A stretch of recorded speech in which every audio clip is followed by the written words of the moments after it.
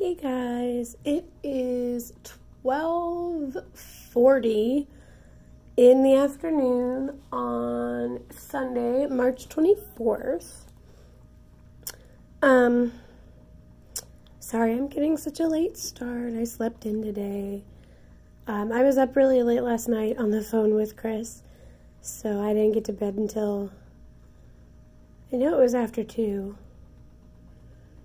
But I don't know exactly when I fell asleep. I fell out pretty quick after we got off the phone, though. Just had lunch. Had the same thing for lunch I had for breakfast, which was cereal. I get really tired of their hospital food pretty quickly, so I end up eating a lot of cereal. I might try the oatmeal tomorrow. I've had their oatmeal before and really liked it, but I've also had their oatmeal before and really didn't like it, so we'll see. Got some coffee. I got it from the lunch service or the food service, and I don't really like their coffee as much as I like the Flora's coffee. But I can't leave my room right now because I accidentally left my IV pole unplugged for like a really long time, so now it's mostly dead. I have to wait for it to charge before I can leave the room. That's really hot. Sorry. So that's kind of irritating because I like to get up and walk around and move and stuff.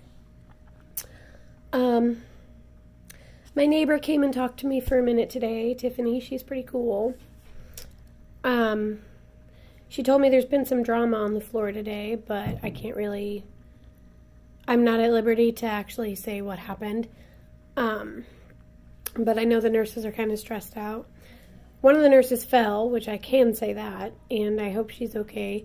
I've talked to her since then, and she said she's fine, but I hope that ends up remaining true for the rest of the day and continuing on into the week.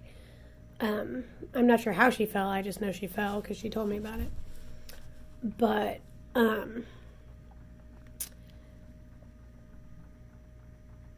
yeah, I don't really have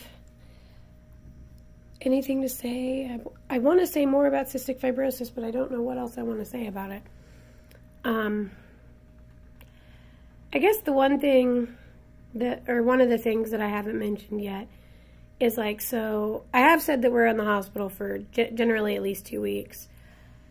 Well, for some of us, those 2 weeks are like a struggle. Like, you go back and forth with different medical problems the entire time, and hope to God you get out in 2 weeks and you're not kept over. Well, for me, a lot of the times, I bounce back from exacerbations really fast.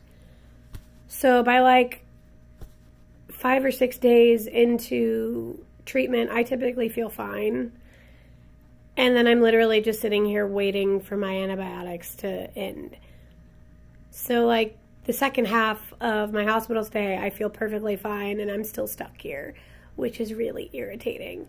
But I know that I need the full dosage of medication, or I'm just going to end up right back where I started, which is here in the hospital with crappy lung function. Sorry, I want more of my coffee. At least now I know it's hot.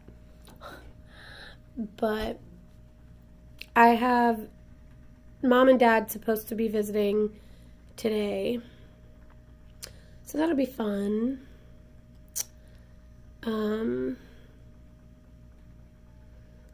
I'm determined to actually read today after Mom and Dad leave, so that should be fun. Andrew came by last night, and we talked a lot. We talked a lot about like philosophy, which was fun.